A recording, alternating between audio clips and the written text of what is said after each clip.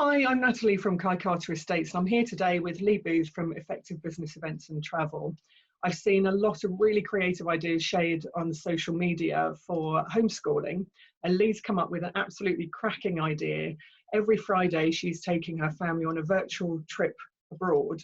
So if you're wondering what event managers get up to when they've got time on their hands, this is it. Hi, Lee. Hello. So tell us about your trip to Italy, I believe it was you went to first. Yes, that's right. Like many parents, I've been juggling working from home with homeschooling my two children. They're 9 and 11. They're very different and they've got very different interests. And I was becoming really frustrated with arguing over a computer, verbs, conjunctions, adverbs, maths, angles, and all that kind of stuff. And I just thought we need to do something different. Obviously, work is very different for me at the moment. We don't have any trips abroad, and I'm really missing that. And I'm really passionate about some of the countries that I've been to on my travels. So I decided to take them for Rome, to Italy for the day. So they were really excited. I suggested it about a week before, and they were really up for it. So I put together an itinerary that would include lots of different aspects of learning, no verbs and adverbs and no maths. So it worked out really well. I included, there's some geography. So we had a look at the map of Europe and the map of the country, and had a look at some virtual tours of some of the major cities. And YouTube is fantastic for having information for this sort of thing. So Expedia have actually put together a lot of short tours around the major cities. They're brilliant. They're only between sort of 5 and 10 minutes long. So they've got the best highlights of each city without going into too much detail.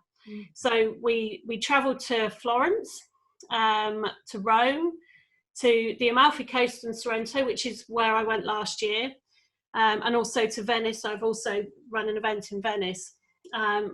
And we looked at some of the buildings, like the Leaning Tower of Pisa as well, and the Colosseum. We did some history. So we looked at Mount Vesuvius, and again on YouTube there's a short video about what that day was like for the people that lived in Pompeii the day that the volcano erupted. There's a virtual tour of Pompeii, and I went there myself last year as part of a travel incentive trip. Absolutely loved it. It was only a flying visit, but there's a virtual tour, and obviously I've got my photos as well. And it's something I learned about at school, and the children have started to learn about at school, so they found that really interesting. We learned some of the language, so I thought that this might be the bit they found a bit boring, but when I did the end of the day, which bit did you like the best? Actually, they found, or my elder son thought that introducing himself in Italian and learning to count to 20 and just some useful phrases was his highlight. We did a bit of culture. So we had a look at some famous Italian people, so artists, musicians, footballers, covered a bit of everything. And at lunchtime, they made their own lunch from scratch. So both kids like pasta. So rather than just cook some pasta, we actually made it from scratch, which for them was a huge thing. They've done quite a bit of baking in the holidays. They've really enjoyed it. And to make their own pasta from scratch, it was the best pasta they've ever had, and they thought it was just amazing. So we had an alfresco lunch in the garden, which is very Italian. It's very nice weather last week. And with the lemon drink, which I can't pronounce, and tiramisu for dessert. And we did a bit of art and building in the afternoon. But one of the ideas I had was to give them some tin cans and make the Leaning Tower of Pisa. So I thought this was a great idea, it would keep them busy for 10 minutes or so. It took longer for me to actually get the tins out of the cupboard than it did to make the Leaning Tower of Pisa, because they just went, oh, there you go. But they liked that. And then as they'd seen the Colosseum, they then decided to build the Colosseum between them out of all these tin cans. So it was good that they weren't looking at a picture when they did it. It's just something that they'd learned as part of the morning session. We did some art, so they drew the Mona Lisa. My older son drew the Colosseum, doesn't like drawing people, so he thought he wanted to have a go at drawing some buildings and drew the flag. And then we finished the afternoon session by playing that famous song or advert from the 80s, the Walls Cornetto advert. Just one cornetto. And the idea I wanted my husband to dress up and put a beard on and appear like Pavarotti, but he wouldn't do it. So we just magically produced a box of cornetto, and they had that. And then for tea, they made their own pizza. And again, we tend to have pizza on a Friday, pre-bought one or takeaway. They made it from scratch. So they made their own dough. They put their own toppings on. And again, the best pizza we've ever had. So lots of different learning about the culture, learning about the food. They also tried cappuccino in the morning break. I didn't think they'd like it, and they didn't, but at least they gave it a go. And we tried some of the different breads and oils. I bought some olive oil and vinaigrette dressing back from Sorrento last year. So we tried some of that. And it was a really, really fun day. I found that on a normal day, they'll do a bit of work and then they wander off, especially if I'm busy working. I had their attention all day. In fact, it went on longer than I'd planned to, because they were coming up with questions such as, why hasn't the lean and tail of Pisa, why hasn't it fallen down? I actually haven't got a clue why it hasn't fallen down, but if you go to YouTube, there's a 3-minute video about it. It's brilliant. So you can answer the questions, even if I didn't know the answers and I hadn't been there, I could find the answers out quite easily just on the internet. So it was really, really fun day for that and for me as well. It felt like being at work a little bit, so it was good. So and actually what I like from a lot of this, it sounds as though it's all quite low cost and using things that you've got at home, which is quite handy at this time when it's difficult to get out and get things. Yeah, that's right. I mean, I've bought some souvenirs back. Every time I do an event abroad, I always bring back some souvenirs. So I had some limoncello from Italy. Obviously, they didn't try it, but I had that.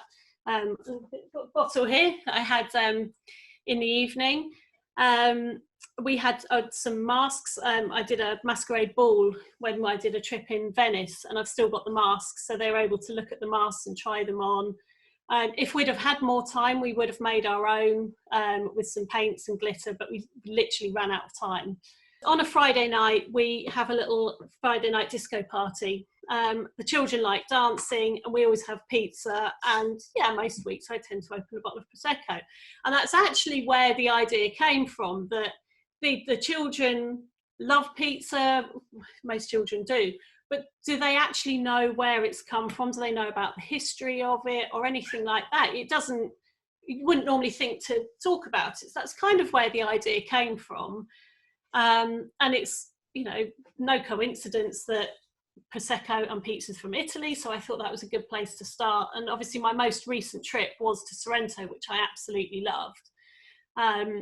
And when I went there on a work trip, obviously you don't get a lot of spare time running an event, but I did have a couple of hours on the last day just to have a look around the city, and I thought I really, really want to come back at some point and show the children Pompeii and so on. And having looked at all the videos, they are so keen to go there.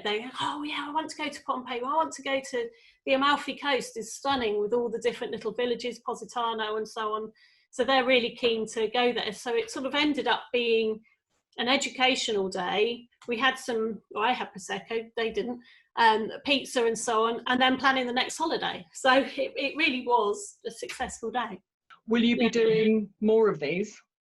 Yes, that was the one thing they said. I mean, they want to do it every day, and I said, no, I'm not doing it every day. It's too much. You do need to do some of your proper schoolwork as well.